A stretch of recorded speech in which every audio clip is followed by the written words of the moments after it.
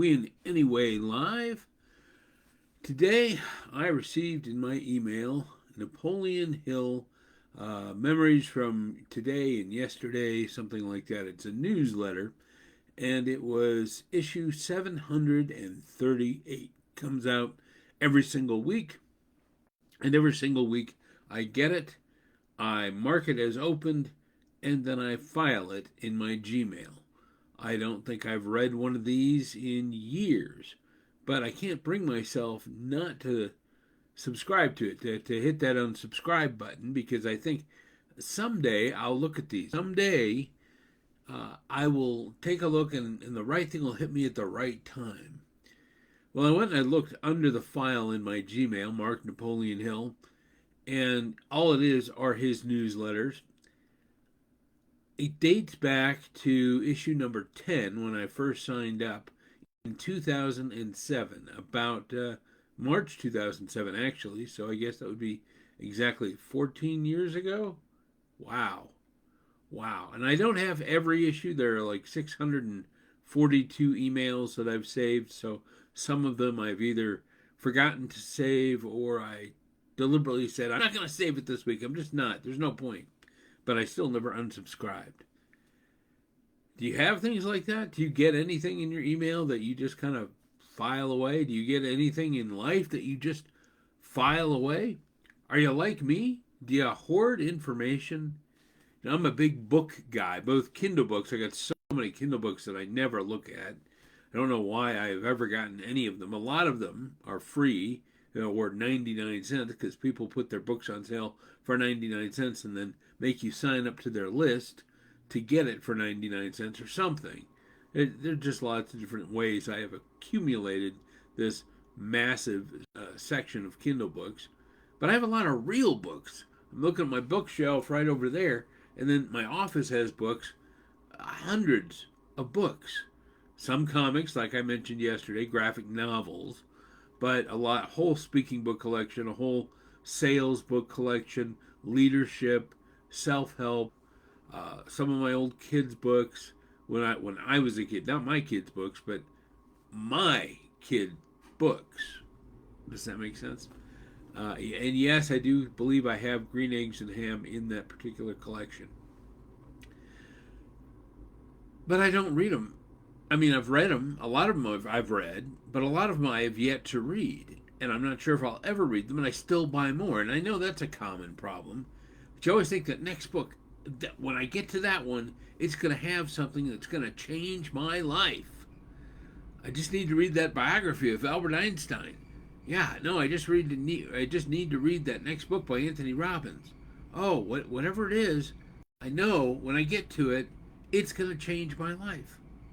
But it goes beyond information like that. What about specialty programs?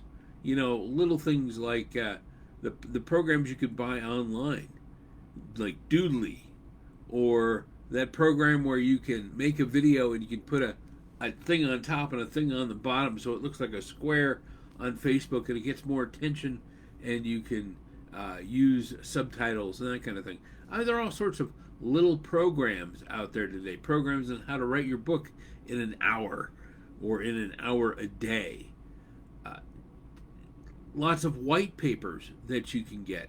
I have so many different things that I have gotten over the years, and I'll tell you this, I probably shouldn't tell you this, but back in the early 2000s, back when you could illegally download all sorts of things, and it was kind of the craze, I built up what I call on my external hard drive the biggest motivational library in the world, and it has like everything Zig Ziglar ever did, Jim Rohn ever did, Les Brown ever did, Brian Tracy, all these audios, all this stuff, it's all there. Tony Robbins, I've listened to a lot of it, but some of it I just kind of have. I know it's there. I feel good because it exists and I have access to it. Well, that's all great. And I don't know if you do that as well, but I know I've done it. And I still do it. How do you make it work for you? That's the real question. I've made some of it work for me, but I want to make more of it work for me, and I want to make more of it work for you if that's what you do, or even if you just do it to a small extent. Make a plan. Make a plan for what it is you have. Maybe stop getting anything new for a while. Take a look at what you have and decide, hey, I'm going to listen to this for the next 30 days. Or I'm going to read this book and I'm going to focus on it and put what I get in this book into action.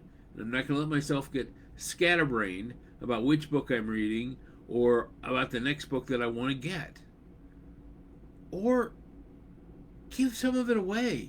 Get rid of it. Give it to other people. Sell it. You go on eBay, go on Craigslist and sell it for 50 cents, $1 a book. Get something back. I may be doing that just because we're looking at moving.